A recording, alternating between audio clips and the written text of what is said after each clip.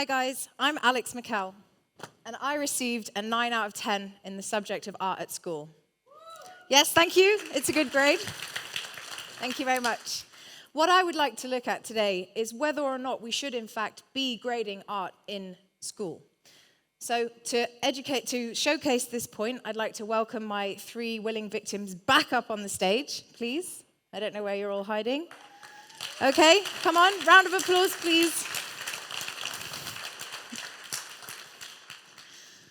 All right, so now just because you're not on stage with me doesn't mean that you don't have to take part. So you should have been issued with a notebook and some pens and paper, pens and pencils.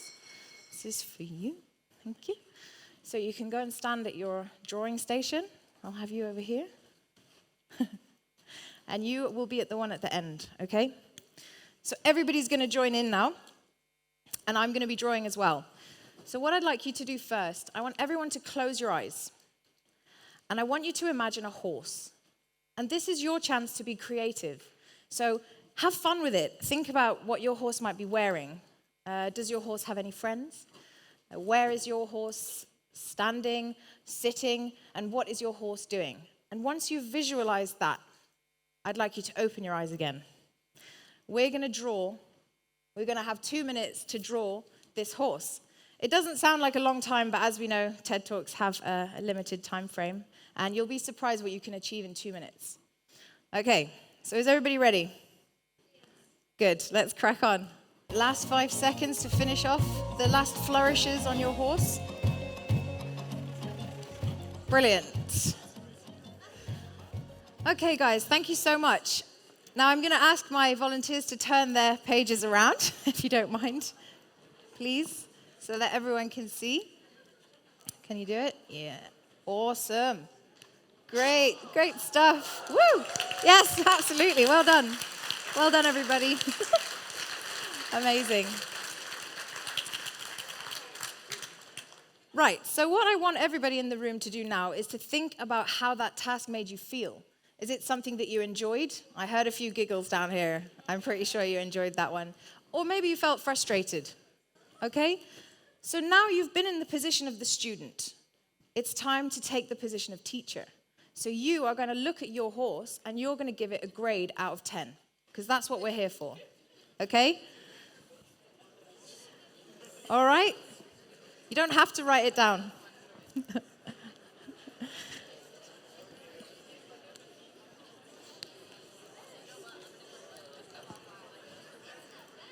Everybody ready?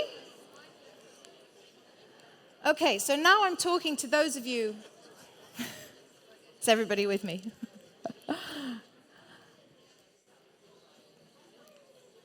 Now I'm talking to those of you who felt frustrated by this task. Maybe you didn't take part. Or maybe you were thinking the phrase that I hear most often in my artistic career. I can't even draw a stick man. If I had €1 for every time I had heard someone say that, I'd be driving a much faster car. If you belong to that group of people, maybe the next exercise will be more your speed, okay? So I want you to flip the page. Flip it all the way over. Excellent, excellent, okay. And what we're going to do now is something called the grid technique. Any artists in the room will be familiar with this, and I have simplified it for the purposes of this demonstration. So what we're going to do is we're going to have a video. Okay, I'm going to pause it, so don't worry, don't get stressed.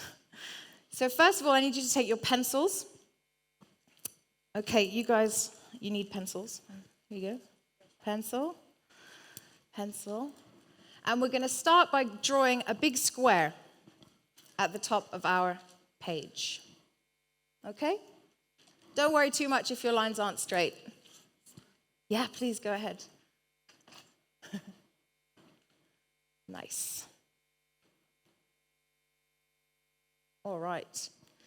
Once you've done that, you're going to draw a line that goes along the bottom, about 1 centimeter down. And believe it or not, we're going to draw a horse now.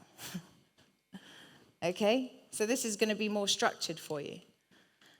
1/3 of the way in, you're going to make the line going down, all the way down. Wonderful. And then we're going to do one across. For the big square in the bottom right, we're going to cut that in half both ways as well.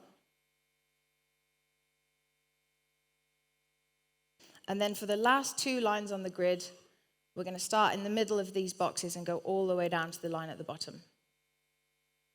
And then I'm going to stop it so everyone can catch up. How are we feeling about this so far? Yeah? Is it going okay? I can see someone shaking their head over there. All right.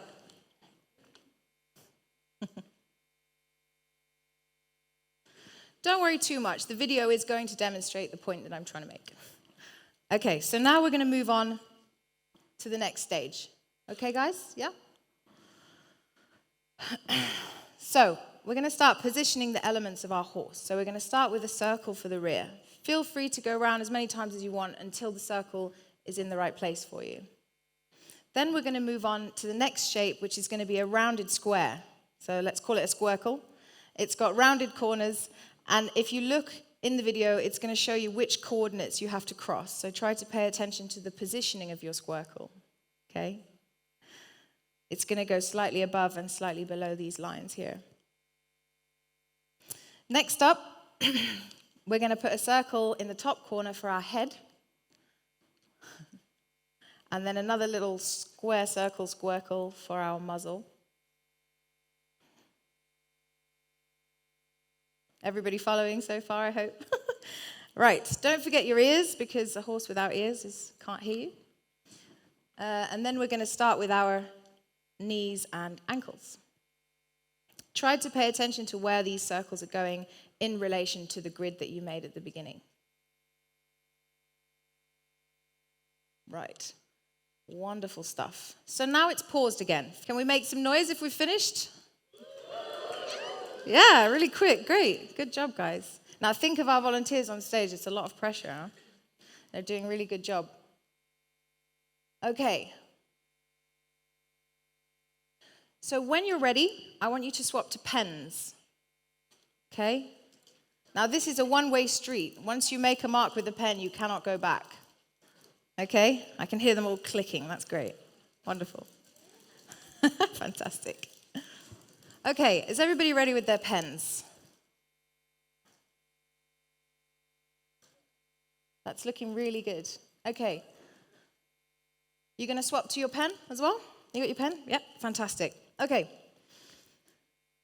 So now we're going to follow the lines that we've made of the shapes that we've made in our grid. Okay, so we're going to practice the gesture first, and then when you feel ready, you put the pen to paper and try to plan your route. Try to look ahead at where you're going. Feel free to stop and start as often as you need to. We're going to go inside the middle of this box. We're going to do a little point, and that will be the inner thigh, which is going to come down and meet the knee. And then it's really just tracing around the shapes that you've already put on your grid. Awesome. So we can now move on to the inside of the neck. It's going to come down and round to the torso. And just like the first leg, around the knee and down to the foot.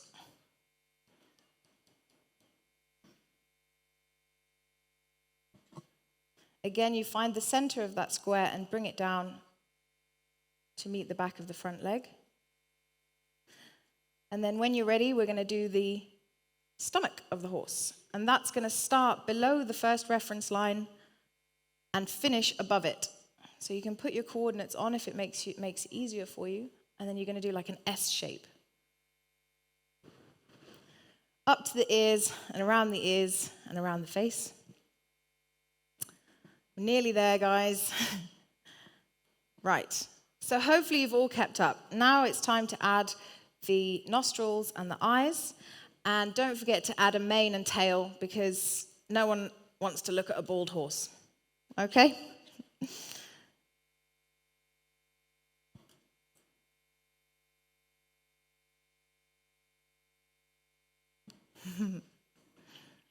All right, brilliant. How do we all feel about that? Are we nearly there? I still see people furiously scribbling.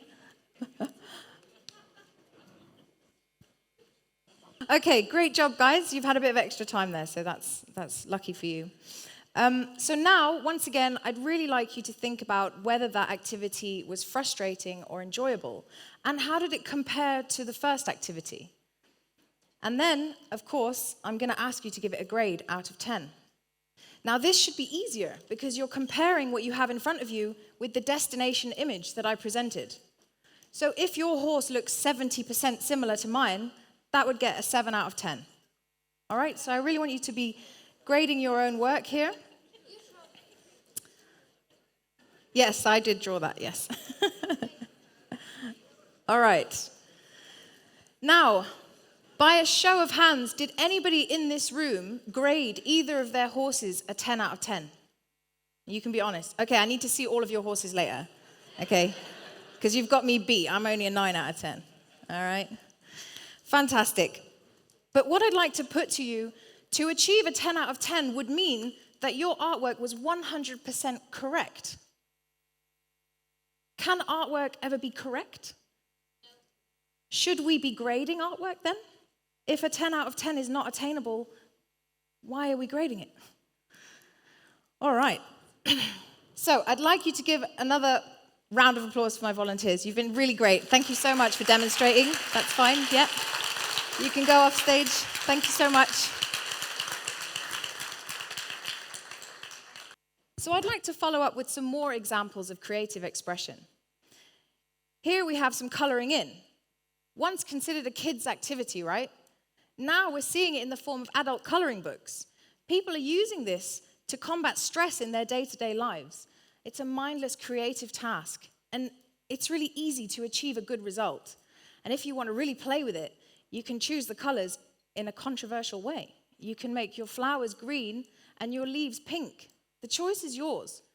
It's important to express ourselves creatively in every way that we can, in what we dress, what we choose to dress in, what we choose to decorate our houses with, and every expression of that and beyond, okay?